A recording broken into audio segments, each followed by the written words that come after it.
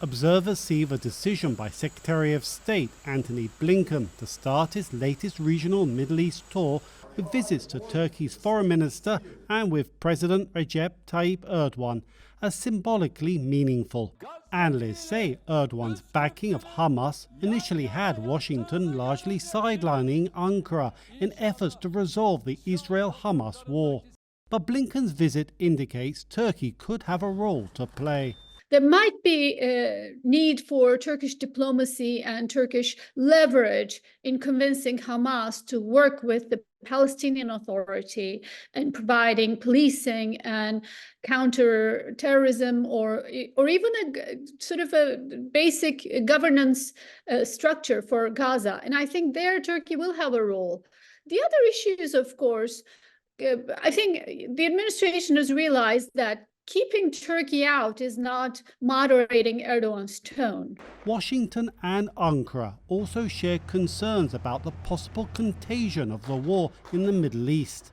But Blinken's talks in Istanbul also focused on NATO member Turkey's failure to ratify Sweden's application to join the military alliance. Erdogan insists the US Congress approve the sale of American F-16 military jets. But Washington says Ankara must ratify Sweden's membership first. Analysts say Ankara is skeptical of whether President Joe Biden can deliver, given his ongoing difficulties in persuading Congress to sanction military aid to Ukraine. Biden cannot be exerting pressure over the Senate and House of Representatives for the sake of Turkey.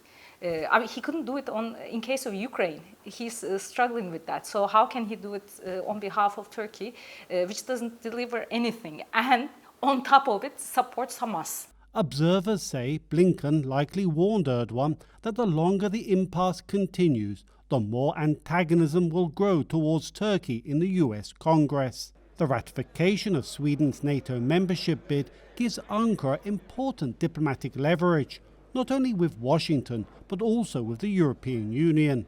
At the same time, analysts warn that by delaying ratification, will have its motives questioned by its NATO allies because of Erdogan's ties with Russian President Vladimir Putin. Criticism that Turkey is doing this because there's a deal between Turkey and Russia to block or to postpone NATO enlargement, which also includes Hungary. I don't think that's the right way to look at it. Turkey is doing this for its own concerns and in order to maximize the returns to its national interest. With the Turkish parliament due to reconvene later this month, Washington is pressing for an early vote on Sweden's application to join NATO. Dorian Jones, VOA News, Istanbul.